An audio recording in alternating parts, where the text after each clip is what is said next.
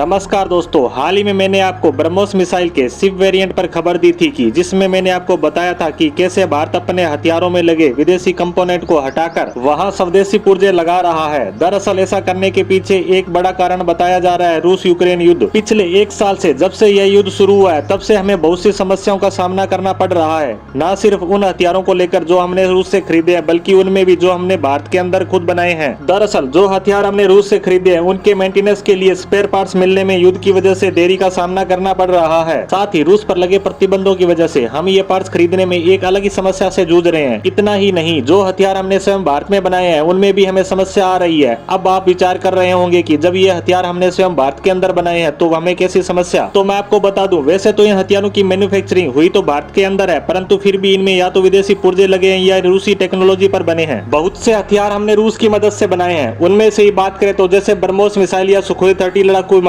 जो हम भारत में ही बना रहे हैं, इनका निर्माण हम भारत में under the licence production agreement के तहत कर रहे हैं। फिर भी हमें इनमें बहुत सी समस्याओं का सामना करना पड़ा, क्योंकि रूस यूक्रेन के साथ युद्ध में फंसा था और वह इन सब के लिए समय नहीं दे पा रहा था। इसी से भारत ने बहुत सी सीख लेते हुए अपने जितने भी क्रिटिकल वेपन है उनमें लगे सभी तरह के विदेशी कंपोनेंट को हटाने पर विचार किया, क्योंकि इससे हमारी राष्ट्रीय सुरक्षा का मुद्दा जुड़ा होता है। और इसी पर काम करते हुए भारत ने ब्रह्मोस के शिव वेरिएंट से इसकी शुरुआत कर दी है। वहीं अब भारत ने एक और सुपर क्रिटिकल हथियार पर बड़ा ऐलान किया है। दरअसल DRDO LRL-ACM मिसाइल से विदेशी कंपोनेंट हटाकर इसे पूरी तरह से स्वदेशी बनाने जा रहा है। यह एक बहुत ही महत्वपूर्ण मिसाइल है। दरअसल यह long range land attack cruise missile है और इसकी रेंज है 1500 किलोमीटर। इस रेंज की कोई भी मिसाइल हमारी इस मिसाइल के आगे कुछ भी नहीं है। इससे भारत की प्रीमियम मिसाइलों में गिना जाता है और हमारी नेशनल सिक्योरिटी के लिए यह बहुत ही इंपॉर्टेंट है। भारत इस मिसाइल पर बहुत ज्यादा निर्भर है, क्योंकि ये मिसाइल हमारी सभी क्रूज मिसाइल में सबसे ज्यादा रेंज इसी मिसाइल की है। यानी हमारे किसी दुश्मन को लॉन्ग रेंज पर खत्म करना है तो उसके लिए हमारा यह काम यही मिसाइल करेगी। ऐसे में हमें इस मिसाइल को 100% स्वदेशी बनाने की आवश्यकता थी। अब इस पर कुछ लोग कह रहे हैं कि रूस और इजराइल भारत के सच्चे दोस्तों में आते हैं जो हमें कभी धोखा नहीं देंगे। ऐसे में हमें समय और पैसे की बर्बादी नहीं करनी चाहिए।